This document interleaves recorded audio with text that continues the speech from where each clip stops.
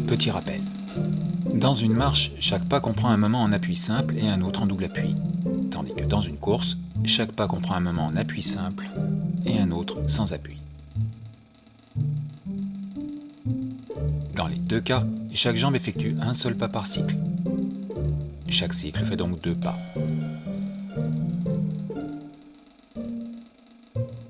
La marche sautillante consiste, pour chaque pas, à insérer un saut sur un pied pendant l'enjambé de l'autre, entre 2 doubles appuis. Chaque jambe fait donc 2 pas à la suite. Autrement dit, la marche sautillante est un cycle à 4 pas.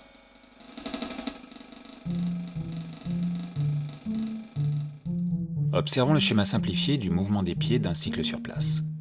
On distingue 3 positions au sol, en noir, une pour le saut, en violet, 3 pour l'enjambé, en rouge. Les 3 au sol sont en fait 4, car 2 se superposent à la base du saut. On pourrait les décaler, mais il est préférable de les laisser l'une sur l'autre.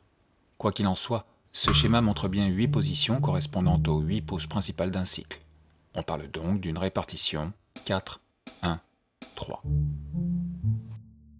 8 poses principales, c'est 4 par pas. La première est une pose en appui simple. C'est la phase de contact qui correspond à la fin du saut.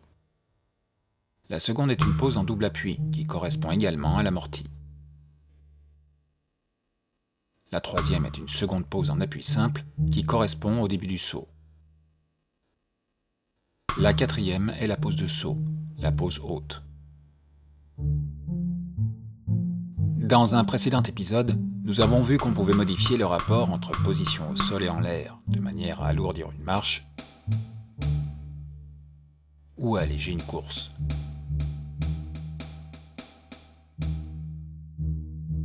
On peut faire pareil ici.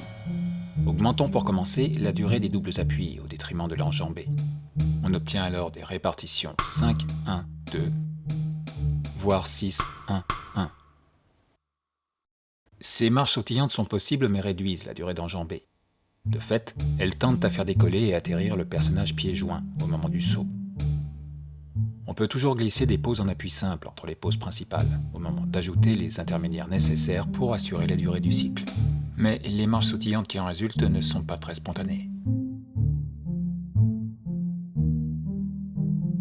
Il est possible également d'augmenter les enjambées. Mais dans ce cas, on perd tout double appui dès la répartition 3, 1, 4.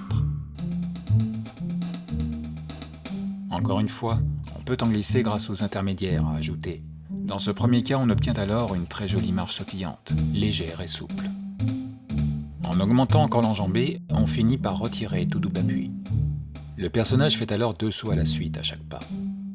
En l'absence de double appui, ce mode de déplacement ne répond pas à la définition d'une marche sautillante. Toutefois, il est très apprécié des enfants quand ils jouent aux Indiens. Nous ne pouvions donc pas passer à côté. Évidemment, tous ces mouvements sont un peu plus complexes en leur ajoutant des pieds. Mais l'essentiel est suffisamment expliqué, et nous préférons conclure avec une remarque qui risque bien de trancher avec l'apparente légèreté de cet épisode.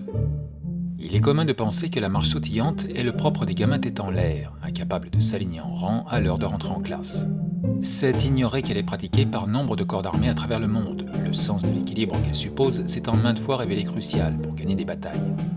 En ces temps de tensions internationales, la sous-estimer serait donc malvenue, et nous invitons l'animateur à l'étudier avec le plus grand soin.